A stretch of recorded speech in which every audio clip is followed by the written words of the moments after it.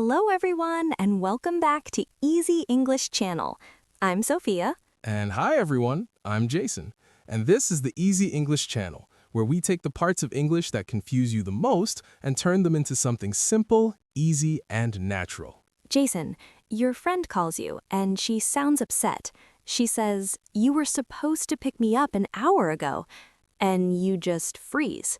You understand she is not happy, but something about that phrase, supposed to, well, it feels a bit confusing. Is she saying you broke a rule? Is she saying you've disappointed her? Or is she making a formal complaint? Actually, she is saying all three at the same time. And today, you will understand exactly how to use be supposed to by yourself. Well, today we are talking about one of the most useful and most misunderstood phrases in everyday English, be supposed to. I hear this phrase all the time, in conversations, in movies, at work. But I never fully understood all the different ways it is actually used. Most learners know it has something to do with rules or plans, but actually there is so much more to it. Expectation, responsibility, regret, even sarcasm. All that from just 3 words? All from 3 little words. Let's break them all down. Before we start, please subscribe to the channel and leave us a like.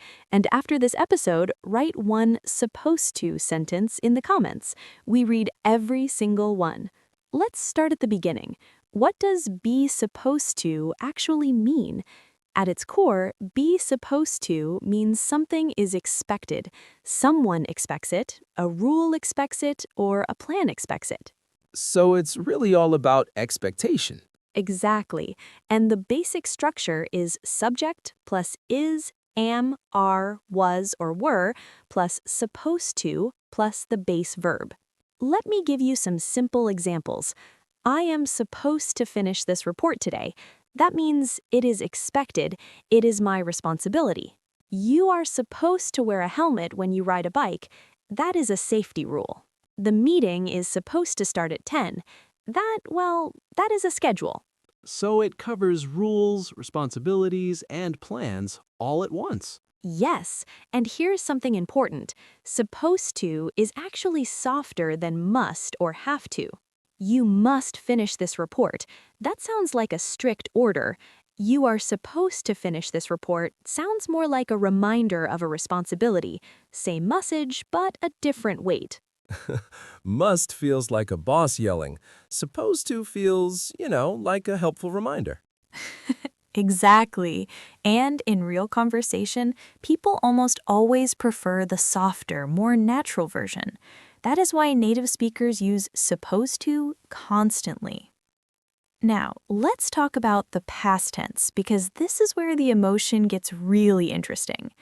Was or were supposed to means something was expected, but it did not happen. Oh, so there's already disappointment built into the sentence?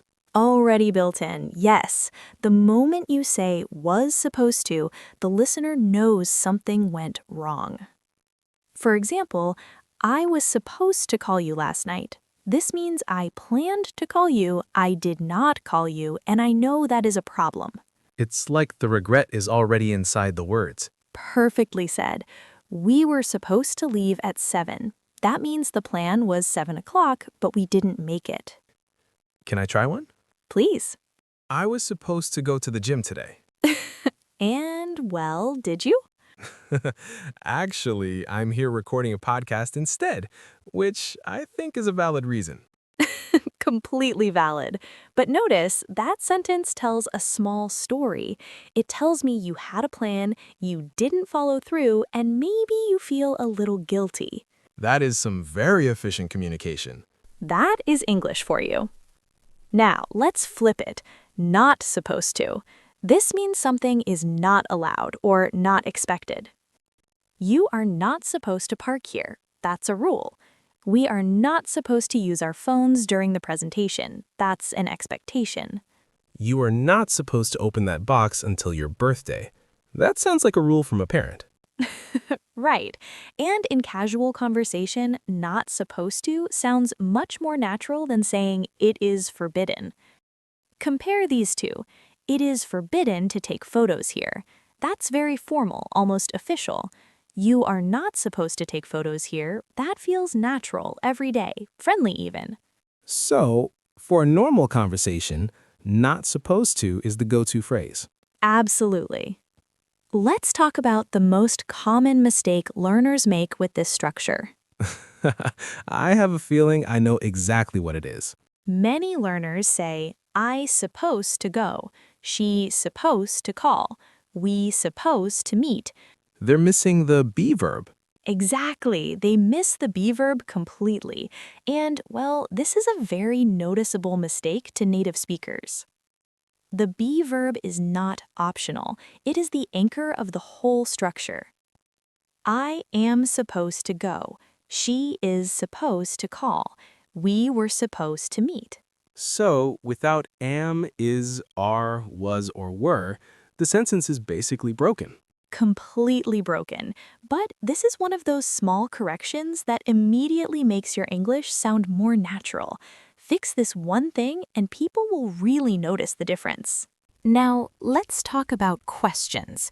Using supposed to in a question is incredibly useful, especially when you are new to a place and you need to check the expectations. Like, maybe on your first day at a new job?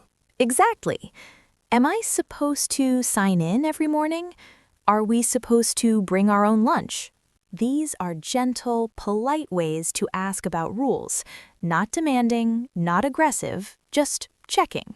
It's much better than saying, is this required, which sounds, well, very stiff.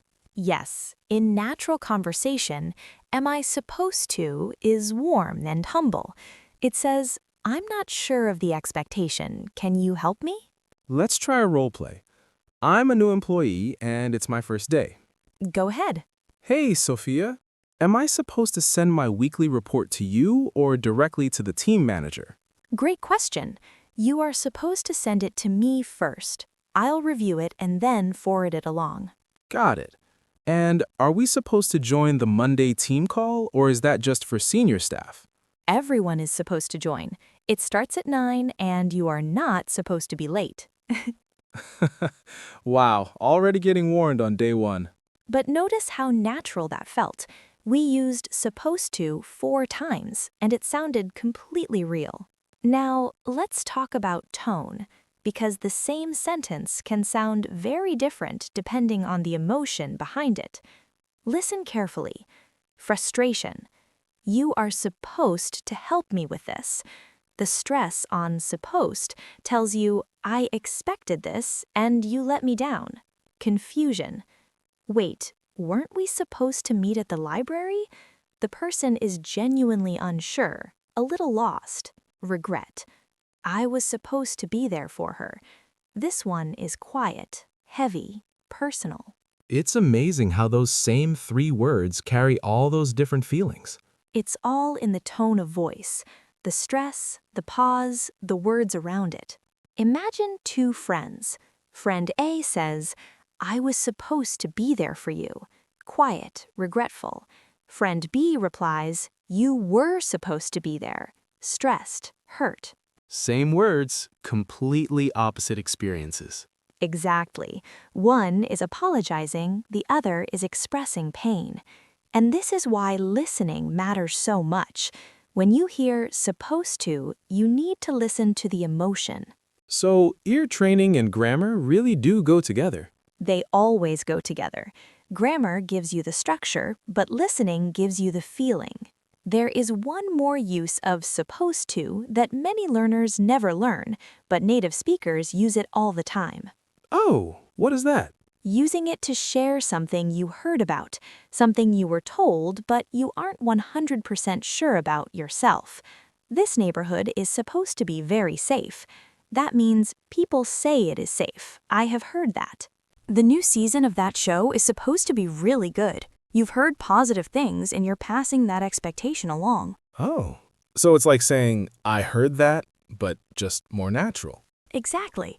Instead of, I heard that the food is good there, you say, the food there is supposed to be really good. I feel like I have been saying I heard that my whole life when I could have been using supposed to.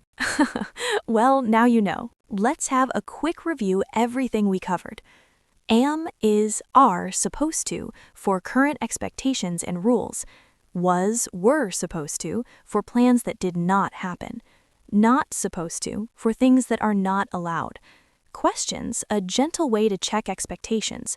Reported expectations, sharing what you've heard. And the golden rule, never forget the be verb. It's I am supposed to, never I supposed to. That is the golden rule indeed. Jason, what is your one big takeaway from today? I think that supposed to is not just about grammar. It's about, well, unmet expectations. And that is a huge part of life. When you can express that in English clearly and naturally, you aren't just speaking better, you are connecting better. That is beautifully said. Your challenge this week, write 3 sentences in the comments. 1 using are supposed to, 1 using was supposed to, and 1 using not supposed to. Use your real life. That is how grammar becomes fluent. We read every single comment, every one. Thank you so much for being here. You are learning things that will genuinely make your everyday English warmer and more natural. Until next time, Keep learning, keep practicing. and remember, you are supposed to be here to learn English with easy way. Bye, everyone. See you next episode.